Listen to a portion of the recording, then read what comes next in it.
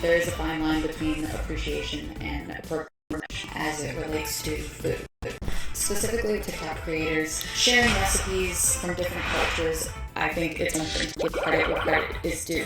The problem is repackaging seemed like it never existed in the first place. All right, so as she outlines it, is a fine line between appreciation and appropriation, which is a great line that sounds super fucking pleasant and convincing. Let's see if she's able to articulate the specifics about when something isn't cultural appropriation. I think that'd be an interesting thing to keep an eye out for.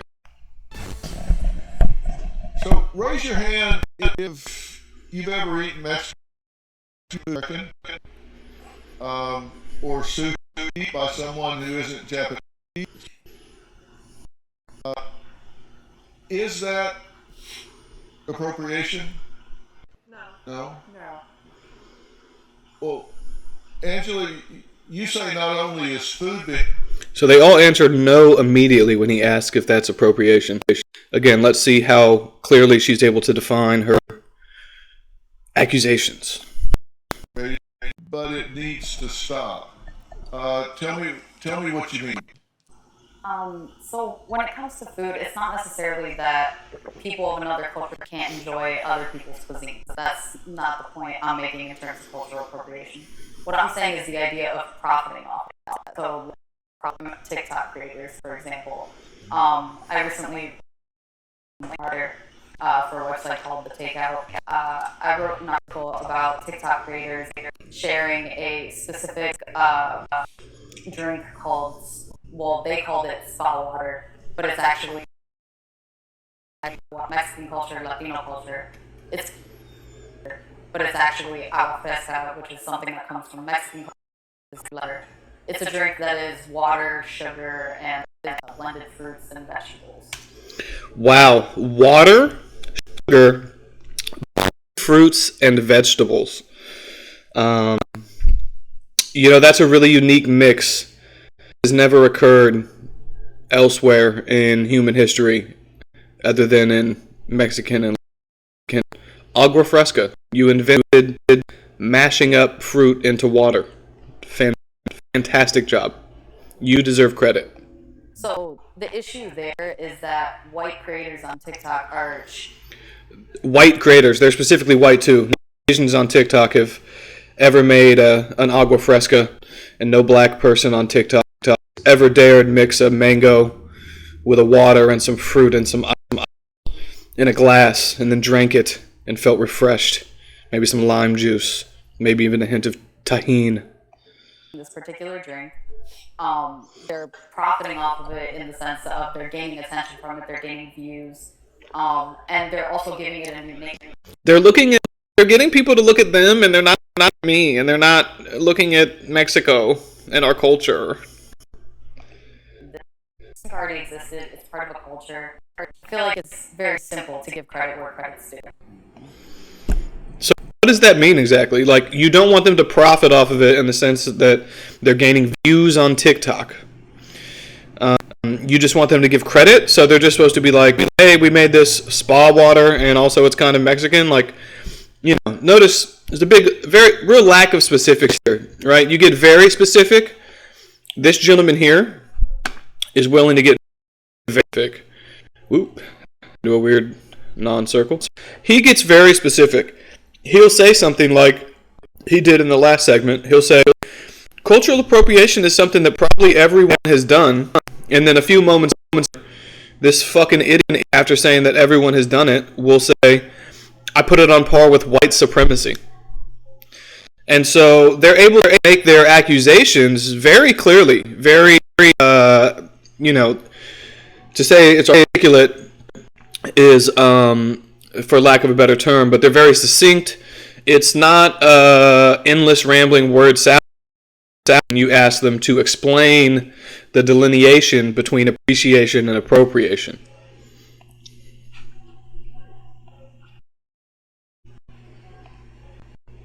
And compensate. And compensation to who? Well, for one thing, let's think. All right, so Dr. Phil They're talking about agua fresca. Dr. Phil asks, compensation to who? And this fucking race-baiting asshole is going to bring up a slave that supposedly created the Jack Daniels recipe. Now, I'm not even going to take the time to look into whether or not it's true. The point is that they cannot answer a question directly without pivoting to but slavery. But this person's white and posted a TikTok. But that. Just answer the fucking question. Let's think about Jack Daniels and the enslaved person that created that recipe. Let his family get from that, rather than having Jack Daniels' family become the millionaires. So they would have to track down the creator of Agua Fresca. This girl brings a little bit of common sense back. So they would have to track down the creator of Agua Fresca. They still and give them some of the money they've made off the TikToks they created. Specifically that. It's not, I'm See, he the dude chuckles because when he's confronted with the just sheer stupidity of his own argument, he finds it funny. At least me personally, I don't think they need to be compensated. I'm saying that on this particular sense, because social media plays a role. That's how things are shared nowadays. As if this particular white creator is gaining, 2 million views from their recipe of spa water, knowing that it comes from a specific culture, I just think that's not right. This is a person who, for one, is a fucking adult that uses TikTok. For two, when they see a video of someone with fair skin, this is not a particular skin. When they see someone with fair skin mixing fruit with fucking water, they get righteous indignation comes over them. That's the level of people that give a fuck about any of this bullshit. I don't understand why that can't be acknowledged. Done her research. Everyone's willing to acknowledge it. Agua Fresca is Mexican.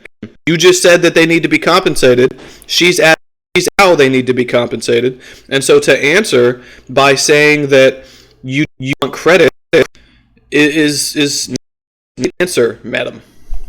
I mean, so anytime we cook something, we need to research everything. When you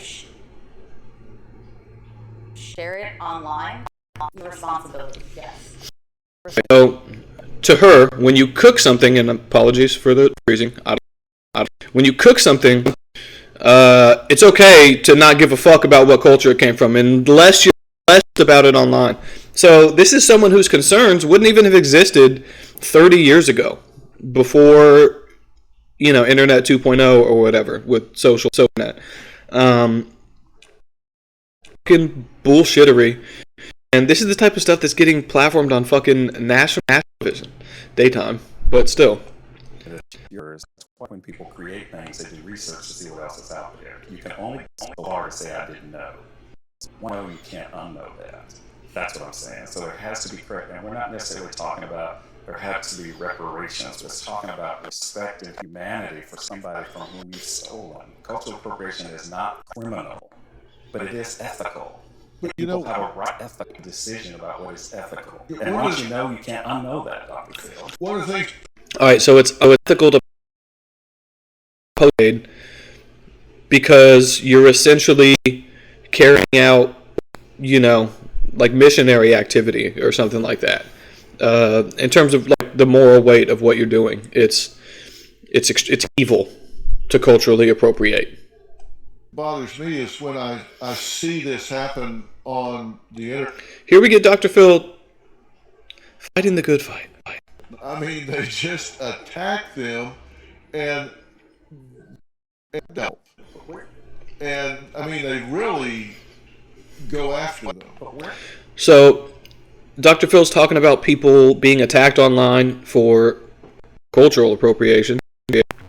And this guy right here, what he's going to do is use a history of oppression to justify the over-the-top actions of some of the people who, may be harassing a lady who posts her spa water. Where's that be coming from, though? where might that be coming from? Anger is an expression of anger. Hurt, So where fear, might that, frustration. if we talk about this, and that's what seems to be missing again from the conversation, where's the history of this? And all of this is about education. All this is about education. But I would like to think that each person here is a learner. And once you know this, you can't unknow. So this is about, which is what was brought up earlier about how are you supposed to know this. Nobody's trying to ask anybody to know everything. In fact, that's why we're still learning. If somebody has told you that this bothers me, the response should not be, well, it shouldn't. And I don't think anybody here is trying. See, that's what these people want to do, is they want feelings to have privacy and anxiety. And so else to be able to walk up and tell you what you're doing is bothering me because of bullshit cultural reason. And according to people like this gentleman, take that how you want it, the reaction to that needs to be acquiescing. You need to just acquiesce. And that's total fucking horseshit. And if you're just minding your own business and someone accuses you of racism or cultural appropriation or other bullshit like that, tell that person to go. Say anybody is speaking on behalf of one. What I am saying is that we can educate and learn more what we're talking about so that we don't do it again.